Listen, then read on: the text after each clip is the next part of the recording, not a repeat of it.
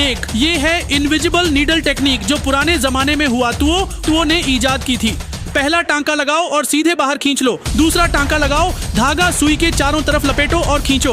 तीसरा टांका दूसरे के पास लगाओ, फिर से धागा लपेटो और बाहर निकालो। इन्हीं स्टेप्स को रिपीट करते जाओ। इसी को कहते हैं इनविजिबल स्टिचिंग मेथड।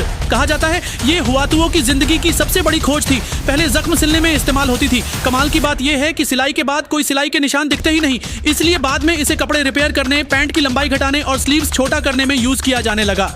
पुराने लोगों की अक्ल को दिल से सलाम। 2 फटे हुए सॉक्स फेंको मत। ये सिंपल रिपेयरिंग तरीका कोई भी सीख सकता है। सुई धागा लो और होल को आराम से फिक्स कर लो। सिर्फ प्रैक्टिकल ही नहीं, दिखने में भी अच्छा लगता है। ऐसी क्वालिटी तो आजकल बाजार में भी नहीं मिलती। देखो रिपेयर के बाद का रिजल्ट, लगता है जैसे 20 साल और चला लेंगे। 3 लंबी पैंट को काटने की जरूरत नहीं, जितनी जरूरत हो उतना फोल्ड कर लो। फिर उस फोल्ड के चारों ओर ये वाला वर्सेटाइल स्टिच लगाओ। बच्चा बड़ा हो जाए तो सिलाई खोलकर फिर से लंबा पहन सकते हो।